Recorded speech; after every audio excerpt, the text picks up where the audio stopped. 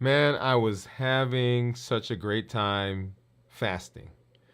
I was in the groove. I was doing it. I was, oh, so exciting, right? Because that's what we do.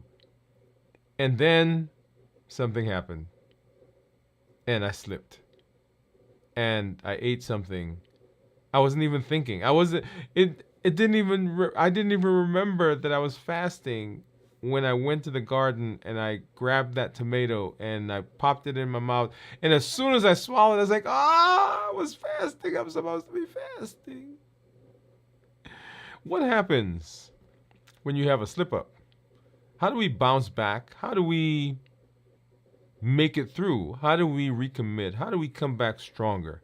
That's what we're talking about tonight on this show, this episode. Hey, if you're new to me, I'm Dr. Dwain Woode. That's Wood with an E. The E stands for endocrinology. Here on the channel, I educate, I empower, and I encourage you to take charge of your health and your life, avoid complications, and go to the next level. And in this year, new you, I'm talking to adults with type 2 diabetes who want to put their diabetes in remission, get off of medications, and reverse their diabetes. That's right. That's what we're doing.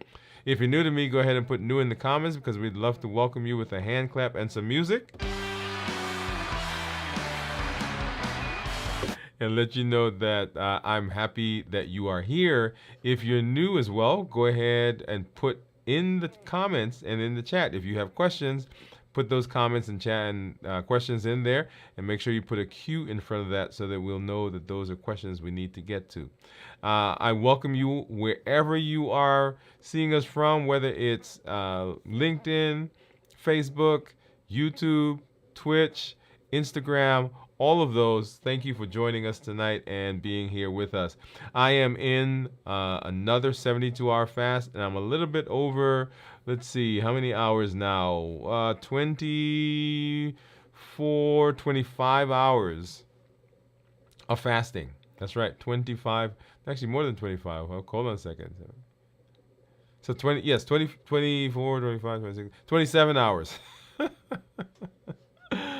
Okay, 27 hours of fasting is what we're in. We're going to be doing a check-in. And you know how we do it here? I've got off to the side. I've got my monitors that we're going to take a look at to see what my blood sugars are. Right down below, I've got my Dexcom Clarity report that we're going to take a look at here in just a little while and make sure that we can see what's been going on, what's been happening. If you have not already done so, make sure you get back and you're watching our series on Dwain Woode MD Live. We've introduced the COPE model, the COPE method of handling those triggers that we may see, right? So as we're moving through the fasting space, as we're moving into the reversing diabetes space, there are things that are going to come up, and those things, if we're not careful, can derail us, can take us off of our plan, take us off of our course. And so the COPE model helps us to deal with some of those, and you want to make sure you go ahead and watch that. We introduced it a couple weeks ago, and we refined it over this past episode, and we're going to continue doing that over the next several episodes as we walk through that. So make sure you go back and you watch that so that you can catch up with us. And not just that, so that you can begin using it in your life, in your space. Just shout outs to all of our folks. I was excited that I had one of our community members today actually bring me something to the office. So thank you very much for bringing that to me. You know who you are. It's in the refrigerator. I did not break my fast to eat it, but I'm looking forward to it, yo. Yes. So thank you very much for dropping by and giving that to us. All right, so let's go ahead and let's take a look at blood sugar. So once again, I'm 27 plus hours now into this week's fast, and what we're talking about is slipping. So over 24 hours into this week's fast. We're talking about slipping, and what do we do? How do we navigate that? Right? I'll tell you. We'll come back to that here in just a minute. But let's go ahead and take a look at blood sugars. Here is my Freestyle Libre. This is a Libre 3, I believe. Just the 3, not the 3 Plus. Yes, this is just Libre 3. And you'll see that my blood sugars over the course of the last at least 12 hours, we were right above 100, so maybe 125. And then right around 3 o'clock, and we're looking at that graph down at the bottom, the white graph. Right about 3 o'clock, we dropped below 100. And kind of straggled right above maybe 70, 78 to 100, and then of course now 76 is what that says that I am. Let's get rid of this and let's come over and let's take a look at this is my Dexcom, and my Dexcom, this is a Dexcom G7, and you'll see there right now my blood sugar is 111. If I go to 24 hours, I can actually let's do the same as we did with the Libre. So 12 hours, I can run my finger across that, and you'll see what the numbers have been: 100, 100, 100, 100. Okay, and then up into the 160s. And if I go to 24 hours, right, we'll go back, and you'll see yesterday we kind of popped up. And that was above 180, almost 200. Yeah, well, I said almost, but yeah, right there. Okay. And then dip down as we fasted. And then down to where we are right now. So what do you think my ketones are going to be?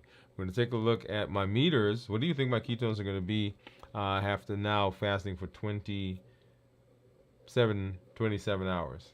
Okay. Let's go ahead and take a look. So I've got a Keto Mojo. This is gives me both the glucose and ketones. And then I got a Contour. So let's go ahead and get a strip into the Contour. And let's take a look. And then, of course, the Keto Mojo will give me both blood sugar and ketones. And I'm going to go ahead and open both of these before I get my drop of blood. We'll get this in here. But remember, the last couple of times I was having some trouble getting a drop of blood. So we want to make sure that we don't have to stick need more than one. So let's go ahead and open this one just so we'll have it ready. Right there. And let's see, I'm going to actually defer or not use one of these single stick lancets and go ahead and use one of the old school ones, which is one you just basically take the top off, and then I don't use a lancing device. Let's get this off of here and let's go to this view. So these are supposed to go into a lancing device, which I don't use. So basically what I'm going to do is I'm going to take this part off, basically screw it off. All right, and then I'm going to grab a finger and let's do this one and make sure I get a good, I think I feel that one, so I'm sure that one, here we go. Okay, so now that's a good drop of blood. Let's get that one started, get the contour started. Okay, and you'll see, so the Keto Mojo says that I'm 90. The contour says I am 92, and then on the screen you'll see that my Libre right here. Oh, wait, where is it? Oops, it's supposed to be over here somewhere. My Libre says that I'm 77. Let's go ahead and get this out, and let's get the ketone stick in there, or ketone strip, and then let's get that drop going. And of course, as I always do, I'm going to tease you guys. I'm going to let that run for a little while, and then I'm going to change so that you don't see what it is. I know. All right, and so I'm going to get this off the screen because sometimes I'll switch to that scene and you guys will get to see it. And I'm not ready for you to see it quite yet. All right. So there we are. So that's going. So let's go and let's have our conversation. But before that, let's do a little backdrop. So in this space, our goal is to reverse diabetes. Remember, we're talking new year, new you. We have unlimited ability to craft, create, and to chart the destiny of our health and our wellness, right? Specifically, we are reversing diabetes. When you hear me talk, I'm talking to adults with type 2 diabetes who want to reverse their diabetes. That's the main premise of what I'm talking about. But there are a lot of tools that we've learned, and the tools that we're learning don't just apply to diabetes. In fact, the tools that we're learning can apply to any metabolic disease. And so things like high blood pressure, high cholesterol, coronary artery disease, non-alcoholic fatty liver disease, polycystic ovarian syndrome, all of those can improve with the tools that we're learning. Remember, diabetes is the prototypic metabolic disease, but things that we do to treat diabetes can also work for metabolic disease. So if you're sitting out there and you say, well, I'm not diabetic, so I don't have to listen to that. No. That's what I'm saying. So you can use the tools that we're learning. And one of the major tools that we're learning is, of course, the tool of fasting. We've learned about the 5 whys, figuring out what is the why. What's the reason why I'm doing what I'm doing? Why do I want to be healthy? Why do I want to reverse my diabetes? Why do I want to correct? Why do I want to eat better? Why do I want to exercise? All those things. What is your why? And then, of course, fasting, which we'll talk about here, the heat model. Those tools, or so those triggers, if you will, that push us in the direction of eating when we've decided that we're not going to eat, or we're not going to eat a certain thing, we're not going to eat in a certain way. Those triggers that are there, habits, emotions, access, and taste. And so in our quest to reverse diabetes, the three pillars that we've talked about: decrease insulin, suppress the appetite, and reduce sugar. Decrease insulin, suppress appetite, reduce sugar. And fasting hits all 3 of those. And so the reason that we're using fasting is that it's an amazing tool that hits all the pillars that we've talked about, that we've said, okay, this is how we reverse diabetes. So that's why we're using fasting. And as we move through the week, the days of the week, we do a 72-hour fast once a week. That's what I've been doing. And so we come on at each phase and we're sharing with you what's going on, some other tools and ideas that you can use to be successful. In fact, on our channel, there is a playlist that we've created called How to Fast Successfully. There's one called How to Reverse Diabetes. And in the How to Reverse Diabetes, we're walking through the New Year, New You process. And then the How to Fast Successfully is one of the tools that we've learned that we're continually doing that will set us up for success as we move through that space. Okay? So if you're just joining us, if you're new to us, the reason we're talking about fasting is that it is one of the most powerful tools that we have in our toolbox to help us reverse our diabetes. Okay? And so why does this topic come up? This idea of slipping? Well, I was today talking to one of the community members, and she reached out to me and said, "Hey, I was going well. I was in my fast, and I went out to my garden, and I was doing some work there and just grabbing things and picking up. And I walked out, and the tomatoes looked so nice. And I went and I grabbed some. I was picking them, and I didn't even think. And I grabbed one and I popped it into my mouth. And as soon as I swallowed, I was like, oh my God, I messed up because I broke my fast. And so I want to talk today, during this episode, about slip-ups. Slip-ups. You know, when we are in offices or even in other public places, one of the things that they do is if there is an area that's slippery, they'll put a sign that says slippery when wet or caution, slippery. Sometimes we don't have those in regular life, right? So yeah, okay, there's a puddle right there in the grocery store. Something fell and they put it down. They've mopped it up, but they put a sign. Or they've got a bucket, or they got one of those cones. And there are all these signs around us that alert us to something that's going on. And so we want to now talk about, okay, what about slip-ups in this space? Okay? So fasting, remember, fasting is a journey, and it is not a race to perfection. Let me say that again. Let me pause and say that. So fasting is a journey. It is not a race to perfection.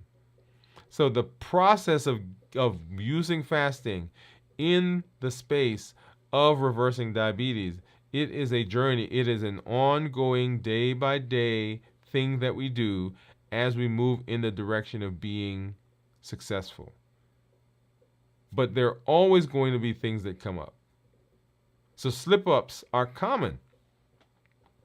And it's essential that you handle them with compassion and with wisdom. Handle yourself with compassion and wisdom. Otherwise, it derails you and it hinders you from future fasts, hinders you from using other tools, hinders you from getting success in reversing diabetes and addressing other metabolic diseases. So today we're going to discuss how to recover from a slip-up and how do we stay on track. Okay, that's what we're going to be talking about as we move into this space. Before we continue there, I do want to go ahead and do our check-in as we normally do. And when I do a check-in, I talk about how I'm feeling physically, mentally, and emotionally. Physically, mentally, and emotionally. These are the areas where people will have their biggest challenge. Or biggest challenges, right? So physically, how am I feeling physically? So physically, when we talk about physically, people often will say, how are you feeling in terms of your energy? Are you feeling lightheaded, dizzy, sweaty? Are you having palpitations, headaches, blurry vision, all of those things? And I'm not feeling palpitations. I'm not feeling lightheaded, dizzy, or sweaty. I am feeling more fatigued than actually it's probably about the same amount of fatigue as I did last week during the fast. I've been staying up late, getting up early. There's a project I'm working on, and that, of course, um, help makes me already tired. And then as I get into the fast, sometimes that will show up, be more pronounced, because in the fast I may have some dips in my energy as I'm transitioning from burning sugar, burning carbs, to burning ketones. Okay, so that will, and I'm feeling that now. In fact, I'm as soon as this is over, I'm going to bed. Okay, so I'm feeling a little bit more, not a lot more, but I'm feeling more fatigued than I normally do. The other thing is that, and you guys see me pausing sometimes, I don't know that I'm doing as good a job of hydrating as I need to. So that's why you see me pausing and drinking. So that's something I need to work on for this fast. Number two, mentally. How am I feeling mentally? Um, I'm not feeling sluggish. I'm not feeling dull. I'm not feeling as though I'm in a tunnel, or I'm not feeling foggy. I think the fatigue that I am feeling is having some impact um, on my thoughts, right? So I'm a little, probably a little slower in my thought process.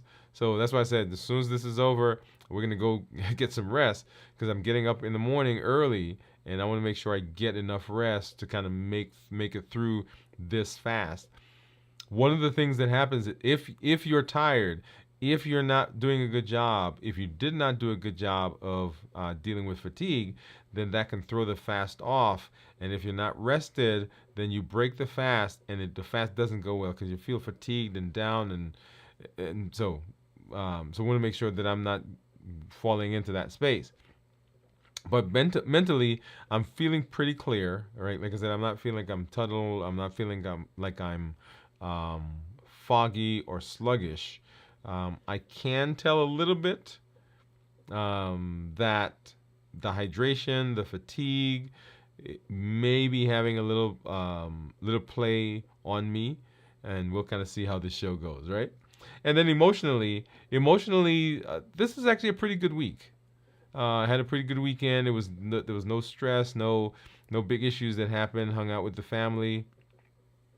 Went to basketball game over at one of the other churches here in the area, and this week has actually been doing pretty good. So I'm not feeling down, not feeling depressed, not feeling anxious. I did a talk last week, as I mentioned in one of our check-ins. I've got another one coming up this week. We've got a program they're going to be working on. So just a lot of exciting things that are going on. So right now, emotionally, actually feeling pretty good. Okay, so these are the things when you're doing your check-in, when you're doing your fasting, when even if you're not doing a fast, if you're doing other health or setting yourself up for other health benefits, you want to make sure that you're checking in with yourself. And these are the three main areas that people will have trouble with. So make sure you're checking with yourself. How am I feeling physically? How am I feeling mentally? How am I feeling emotionally? Okay. So let's talk about, why do slip-ups happen? Slip-ups happen because of mindless eating, environmental triggers, and emotional triggers. Remember we talked about the heat model, and the heat model will continue to come back in, right? Because it plays a big part in the things that we do. So when we talk about why slip-ups happen, one is mindless eating. And mindless eating goes back to this idea that we often are in rote behavior. We've got that muscle memory, right? Like our community member who contacted me and said, "Hey, I went out to the garden, and without even thinking, I just grabbed a tomato and I popped it in my mouth." Right? So not deliberately, not, "Oh, I'm going to break my fast," but it's just mindless. And sometimes we're in our spaces. Here, I've got to be careful. I can't have anything in the study, because when I'm working, right, if I get tired, sometimes I'll get up and I'll walk out, I'll get something to drink. But if there's something in here, when I get up, because I'm tired, I'm fatigued, I want to clear my mind for a minute, if it's in here, I'm going to walk by, and sometimes without thinking, I'm going to grab something, pop it in my mouth, and then as soon as it gets in my mouth, I realize, hey, wait a minute. I'm fasting. Right? So we go through this mindless eating. And that goes back to those the muscle memory, as I said, the routine that we go through, the habits that we've created. The other thing, the other reason slip ups happen is because of environmental triggers. Right? We see the family going to eat. We see team members at work going to eat. We smell, in the morning when I go to work, right? So sometimes I'm walking around the office, or I get out of my car and I'm going into the building, and the cafeteria is right on the first floor, so I smell it. Or if I park my car right across from where my office is a shopping center, and in that shopping center are all the restaurants. And so in the morning, as they're getting ready, they're preparing, I can smell it, right? There's a popular coffee shop that's right there that makes bread, and I can smell that. So all these environmental triggers, right, are there, and that can push me or cause me to have a slip up. I should say push me, cause me to have a slip up, because they they stimulate the appetite, they stimulate my thought, they are creating in my mind a story, and my body is responding to that story. Okay, so environmental triggers. And then emotional triggers. Now, we've talked about emotions forever, because emotions are a big part of the HEAT model: habits, emotions, access, and taste.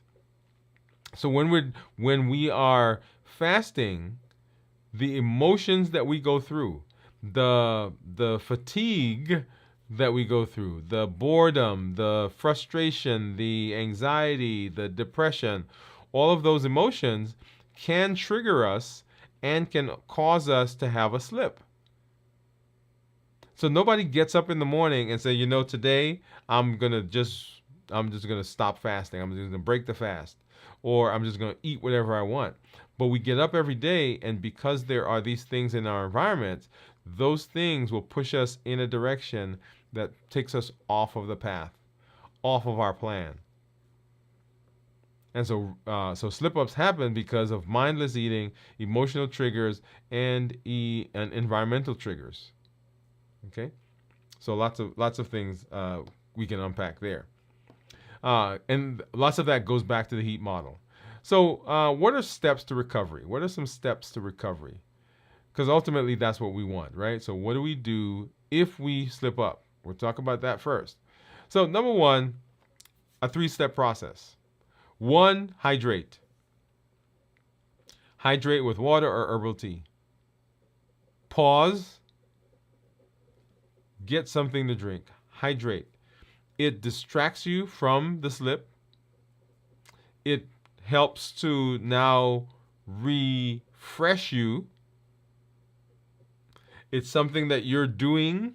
It's physical, right? So it takes our mind off of it. It refreshes us because we have something that we're drinking. We are doing something physical. Several years ago, one of the things I learned was this idea of move a muscle, change a thought. Sometimes we're in our heads, we're in a thought, we're in an emotion, and simply getting up and moving from that space, getting up, going for a walk, getting up, grabbing something, getting up, doing something physical with our hands, move a muscle, change a thought. Right? So the act of hydrating, and that seems like a very simple one, right? Hydrating, grab a cup, get some water, get some herbal tea, put it in the cup, drink it. Number 1. Number 2 is recommit. Number 2 is recommit. So we're talking one again. We're talking here about steps to recovery.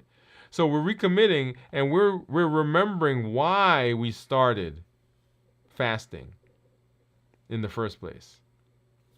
That's why it's so important to discover your why, to evaluate your why, to say, hey, why am I doing this, right? We've talked about coming up with your why in the past. That's why it's important, because there are going to be times when you're going to need to solidify, to support, to give a a punch of energy to something you're doing, and the why is a big part of that. What is the goal? Why was I doing this? Why did I start this? And then reflect. So hydrate, recommit, there's a why, and then reflect. Ask yourself why the slip up happened. Was it hunger? Was it stress? Was it habit? Right? Remember the heat model? What is it that caused this to happen? Right? This goes back to our COPE model. Right? So COPE model, right? It says clarify. What exactly am I feeling? What was going on? What prompted this? Observe where it is in my body. Where am I feeling it? Pause.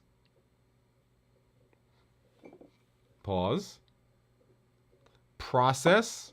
Okay, evaluate. Pick some other behavior as opposed to the one you were going to do, and execute. So here we're talking about asking ourselves, we're talking about processing, right? COPE model. We're talking about processing. So why did it happen? Was it habit? Was it hunger? Was it emotion? Was it stress? Remember, depression comes from the past, anxiety comes from the future, and stress, worry comes from right now. So what is the power? What is the power of self-compassion, right? So we want to have self-compassion. So be kind to yourself. Often we talk to ourselves in ways we would never talk to other people. We're harder on ourselves. Understand that mistakes are going to happen. Mistakes are a part of the process. There's nothing special about you because you made a mistake. Right? Everybody makes mistakes, and it's going to happen. So we're going to be kind to ourselves. We want to avoid guilt and negative self-talk.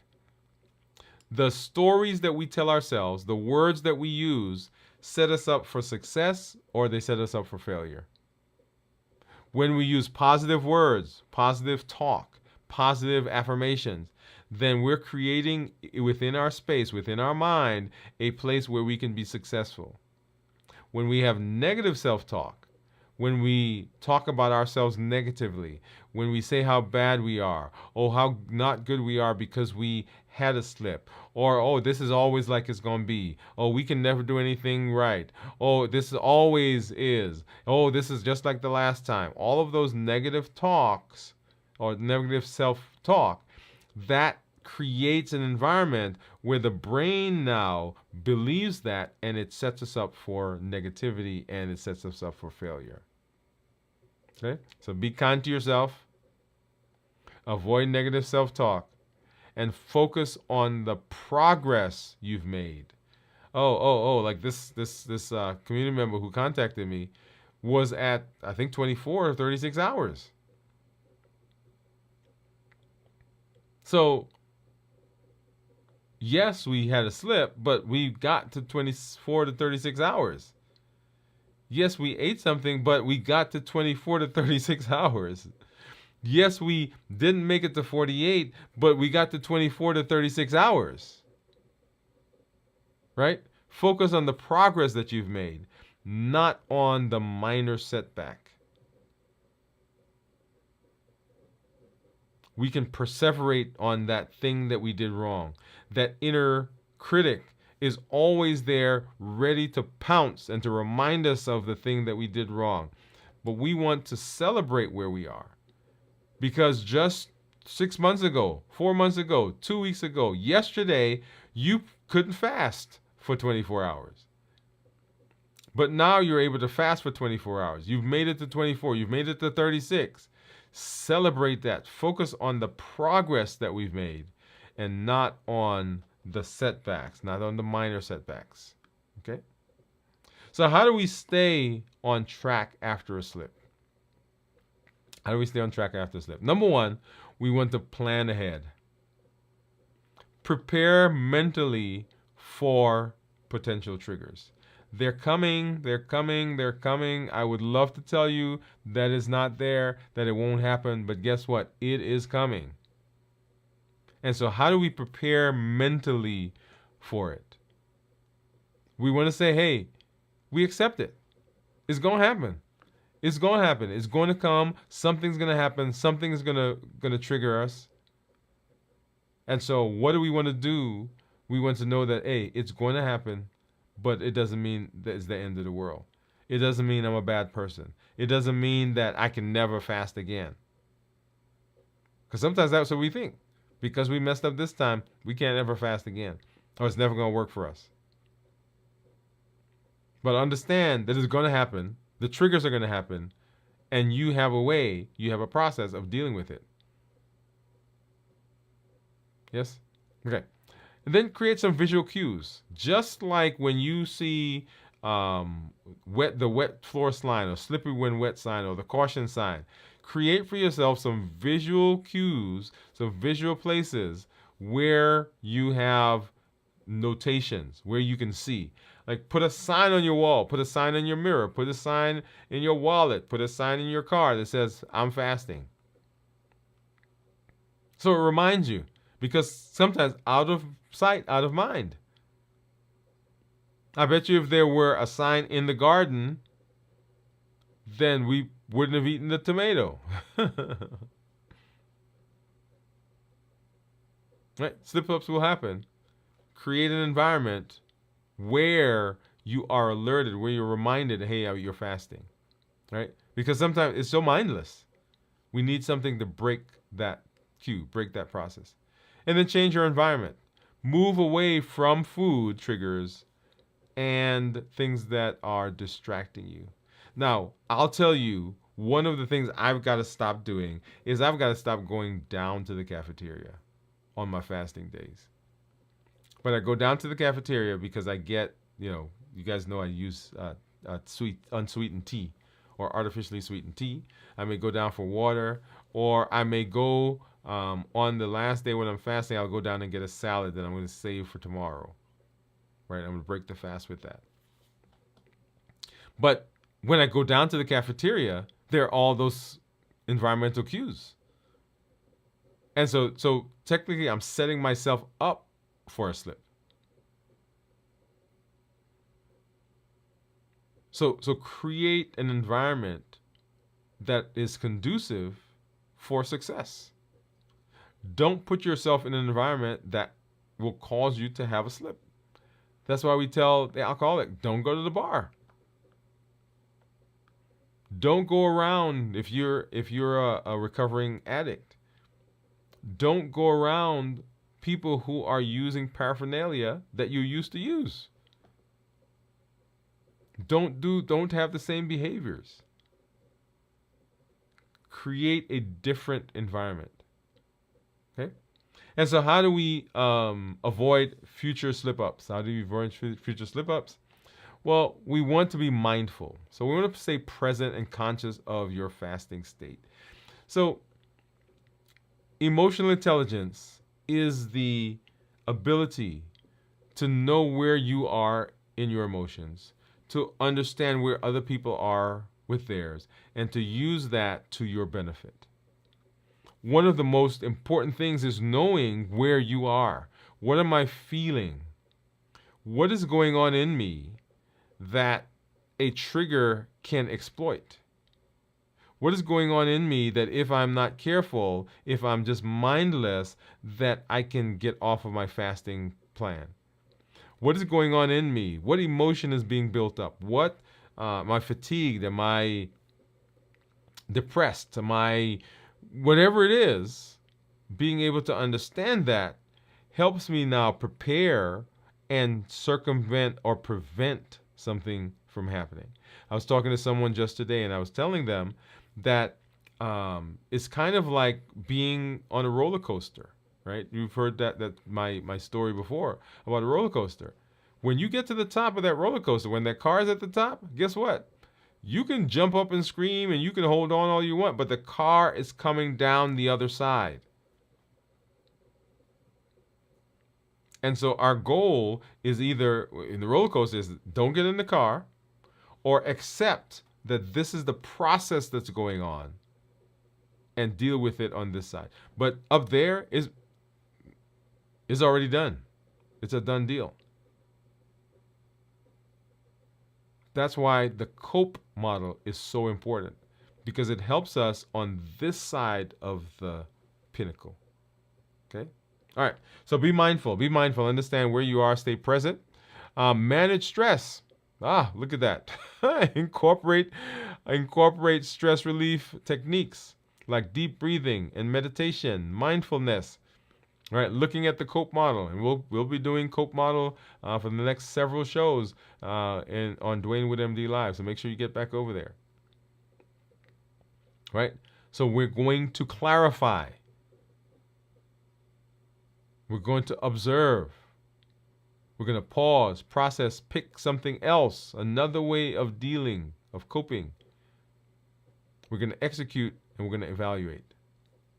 So manage, so that's the stress, right? And we got another acronym that we're going to introduce here soon that will help with the stress. And then develop some small rituals. Create rituals that remind you that you're fasting, right? Sipping water, sipping on tea. Get into the habit. Have a water, have a bottle there. You see, every time I'm here, I've got this in my hand. Right? It reminds me that I am fasting. It's something to do. It takes my mind off it. It's move a muscle, change a thought. Got it here. So when I get up to go that way, because that's where the door is, when I get up to move out of this space, I've got a trigger. I've got something that says that, hey, you're fasting. I do probably need to get some signs to put it as I head out the door. That says, okay, you're fasting, right? Okay. So mindfulness, manage stress, and then develop some small rituals that kind of remind you that you are fasting. Sipping on water, sipping on tea, all those are good ways to do that. Okay. And then, just to wrap up, just to tie it all up, slip-ups will happen. It's gonna happen. But they don't define you. They don't define your success. They don't say anything about you personally as a person. We got to put things in place to help us not have that happen. Okay? Slip-ups are going to happen. Focus on progress. Focus on progress, not perfection. We're moving in a direction, right? Observe, celebrate the progress that you've made. Have self-compassion. Be kind, be nice, be gentle with yourself. Stay committed, looking back at the why. Why am I doing what I'm doing? What's the reason for wanting to be there? And then use setbacks as opportunities to learn. Use setbacks as opportunities to learn and to strengthen your fasting journey. Each time you fast, each time you successfully fast, you're getting benefit. Each time you are able to recover from a slip, you're getting benefit. Each time you're able to say, okay, now I understand what caused this slip. Now you're able to change that and to set yourself up for a better success. So use the setbacks, reframe as an opportunity for you to learn, as a stepping stone to move in a positive direction. Okay? All right, everybody. So let's go ahead and let's take a look at my report. So this is my Dexcom Clarity right down below. And let's see, let's do this view. I like this one. And let me grab a mouse so you could see.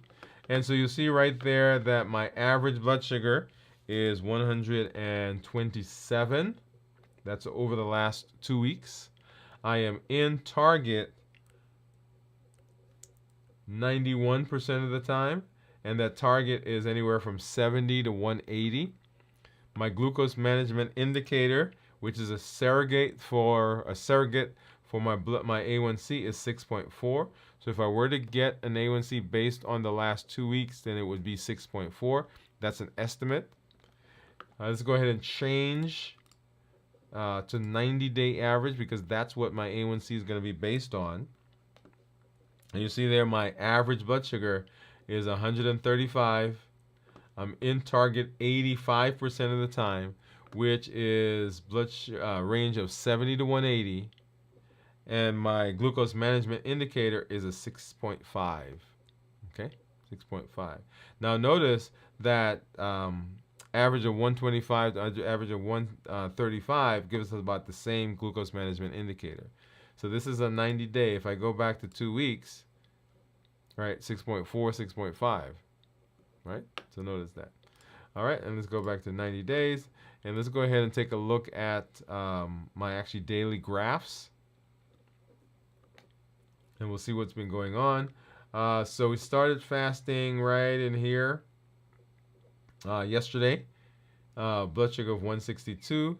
And so we had eaten, and then, so this is just a spike that's coming from the food right in this area. And then the blood sugar started going down, down, 140s. Popped up a little bit right here. And once again, I bet you that is toothpaste. And then continues going down, and then right at about 24 hours, blood sugar was 127. And then as we move into the rest of the evening, now we're going further down. And so this is the Dexcom Clarity. Let's see, what is my Dexcom telling me that my blood sugar is right now? It's saying that my blood sugar is 117. Okay. Let's see, I thought I had another view that gave me both my Dexcom and the Clarity report, but I don't have that right now. But anyway, you see that there. So 117. Okay. Right. So what do you think my ketones are going to be? Let's get that Keto Mojo back up. And let's go ahead and pull up the Keto Mojo app.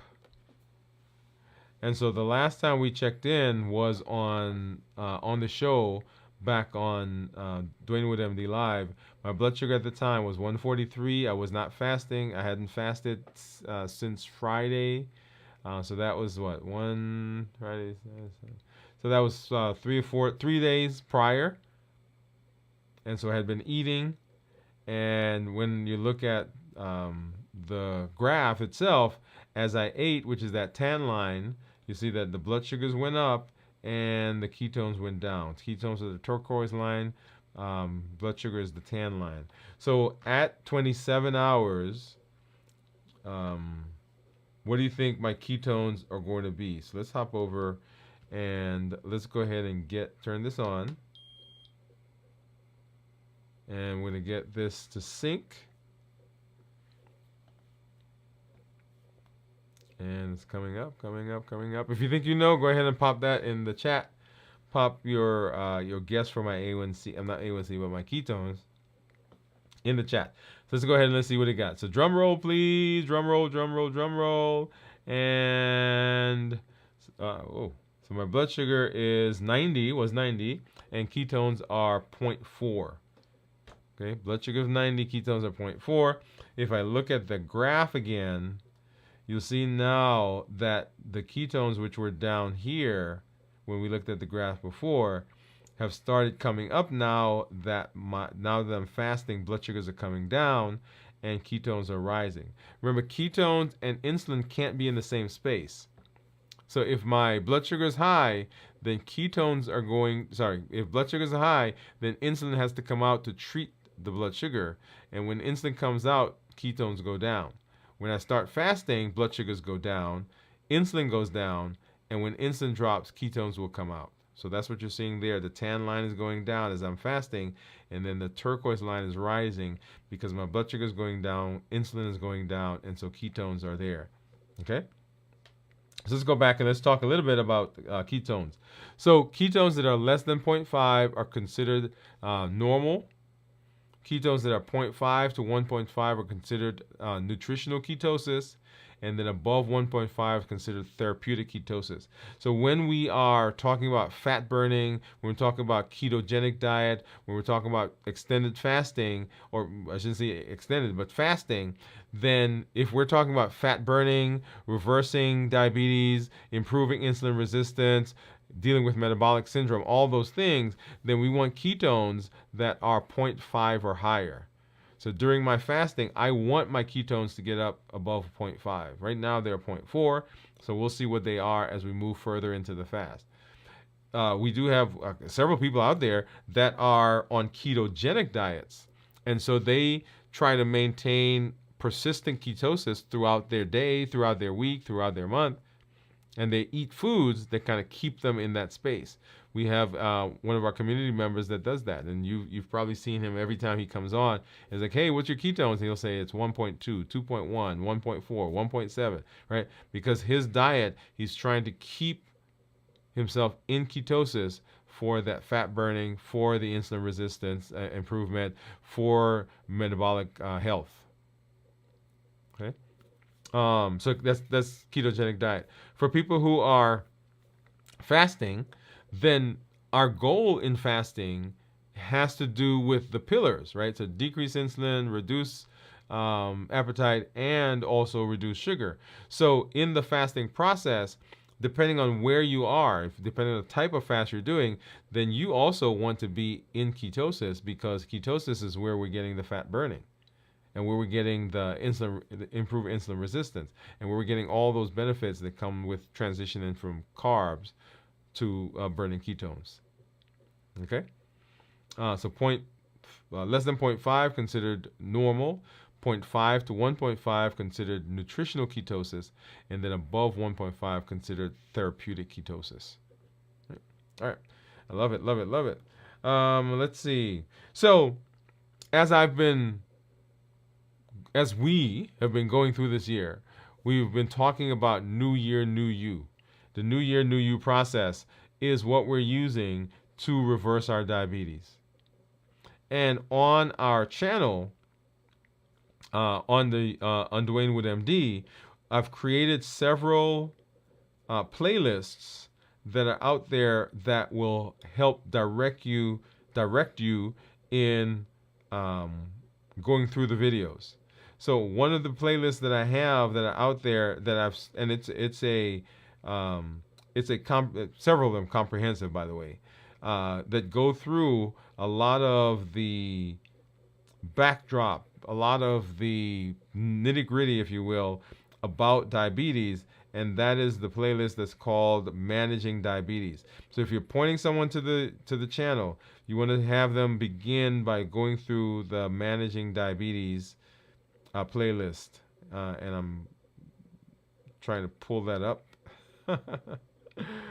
I'm finding all the ones except that. Here it is. Mastering Diabetes, not Managing. I said Mastering Diabetes. So this is what that playlist looks like. And there are 32 videos in there. Talks anything about type 1 diabetes, type 2 diabetes, what are some of the complications, and of course now that I'm just moving things around. What are some of the complications? What are some of the things that we'll see? How do we treat diabetes? Medications for diabetes, how to adjust medication, and we'll go through insulin and all those other medications. A model for reversing diabetes, you see that down there at the bottom, okay? So Mastering Diabetes, one of the playlists that we have. And then, of course, our New Year, New You process that we've been going through, that one is in the playlist that's entitled How to Reverse Your Diabetes. How to Reverse Your Diabetes, and there it is. All right. And so this is the process that we've been walking through. So how to reverse your diabetes, that's what we're talking about. New Year, New You. And in doing that, we're using fasting as one of the tools. And so that's the second playlist. And then let's go back and let's find the third playlist. And this is How to Fast Successfully. How to Fast Successfully. Okay? So Mastering Diabetes, how to reverse diabetes, and how to fast successfully. So as you're thinking about, okay, what do I do? How do I approach this? How do I begin That's the order in which I want you to go through the material. Okay. Now, some of it, and people say, okay, do I have to go through mastering diabetes before I can do? Am I going to miss something? You're not going to miss anything, but I think it helps to set up the premise for all the things that come after. So mastering diabetes is a fundamental, what diabetes is, how it works, what our current thought about diabetes is, what the treatments that are out there. And then specifically, once we have that, now let's reverse diabetes. And then if we're reversing diabetes, what are the tools that we can use? And one of the tools we've been using is the tool of fasting. Okay, awesome. All right. So as you're pointing family, friends to that, that's where I want you to be. And then I've been sharing with a lot of people recently. I shouldn't say recently, but I've been sharing with a lot of people the idea that you have unlimited potential. Unlimited potential that's built in, that is a part of you, that's at your fingertips, that we've got to tap into. We've talked about the ability to chart your metabolic destiny, to reverse diabetes, to deal with other metabolic diseases. It's unlimited. You can begin doing that, and we do that with education, empowerment, and encouragement. Education, empowerment, and encouragement. And that is our triple E formula for success. We educate, we empower, and we encourage. We educate with the blogs, with the shows, with the podcasts. All of that is with the intention of being able to shift the mindset, to get a different perspective. We empower with tools, just like we've talked about the HEAT model, the COPE model, the emotional intelligence, mindfulness, how to create a meal, how to adjust medication. All of those are tools that we're using that sets us up for success. And then we encourage with the community as we build community together, as we are encouraging and we are supporting each other. Remember the things that are going to push us in a direction off of our eating plan, off of our fast. It's given by the HEAT model: habits, emotions, access, and taste. The habits that we form, just like we talked about a minute ago, those environmental cues, those patterns, those routines that we've developed over time, where we almost mindlessly go through them, not because we're hungry, but because it's just a pattern that we've developed. And then we eat because of emotions. We are depressed about the past, we're anxious about the future, and we stress and worry about the present. When those emotions get strong enough, they're going to push through your decision. So we want to make sure that you are setting yourself up for success by dealing with those emotions, dealing with them in a constructive way. We also want to know that one of the triggers is access. When things are here, when things are around, we're going to eat it because we have easy access to it. You walk by the coworker's desk, you go by the kitchen, you see the bowl of fruits. You're not hungry, you see the candy jar, you see the candy bowl. You're not hungry, but you grab one because it's there. And then we eat because of taste. The bliss point, the perfect combination of sugar, salt, and fat. When you eat it, you can't just have one. Oh, let me get some more of that. And the food brings back to our memory the things that we felt, that time we went to that place and we felt so good because we ate that thing, right? Or the space that it puts us in, the calm, the mindset, the relief that we think it brings. We eat because of habits, emotions, access, and taste. And remember our pillars, the 3 pillars for reversing diabetes: decrease our insulin, suppress our appetite, and reduce sugar. All of these are touched and hit, and they are all addressed by our fasting. That's why fasting is so powerful, because it hits every pillar in the pillars to reverse diabetes. And then our call to action. When you show up, join the challenges. Don't just let them be things that you hear that are on the shelf. Jump in. We have a challenge every month. Every month we have one. And you want to make sure that you are involved in those, right? So join the challenges. When you show up, tell your story. Let us know what's going on. Share with us. Let us know you're having successes. Let us know when you're having some challenges. Let us know all the things that, because when we see you, when we see your successes, when we know that we can also be successful. When we hear where you're having challenges, we get to rally around you. We get to say, hey, you are part of our community. And then invite someone to this space. Let them know that there's a place where we can go, where we can be successful. We can set ourselves up for metabolic success. So join the challenges, share your story, and invite a friend. Invite somebody. Let them know that they can come to this space and they can be successful. Hey, hey, hey, hey, hey. I'm always excited, always glad when I get a chance to spend some time in this space with my community. Glad that you are here. Glad that you had spent some time hanging out with us. Um, drop us a note. Drop us a note. Remember that this week is our community meetup. This is our community meetup. If you're out there, if you've not already done so, go ahead and sign up. We're using the same link that we've used in the past. Get in there. Come on in. We go around and it's a great time to meet everybody, to be able to spend some time. We even do some coaching. That's not even, but we do coaching within the space. You get some access to me, you get access to other community members, and we get to share where we are right now in our journey of reversing diabetes. Hey, as always, this is Dr. Dwain Woode. That's Wood with an E. The E stands for endocrinology. Here on the channel, I educate, I empower, and I encourage you to take charge of your health and your life, avoid complications, and go to the next level. And in this year, new year, new you. We'll see you tomorrow at our check-in. We'll see you Friday on our check-in. And then we'll see you Saturday night for videos from the vault. And then on Sunday for This Week in Review. And of course, as always, we'll see you live on Monday at 7 p.m. Central right here on Dwain Woode MD Live. Good night, everybody.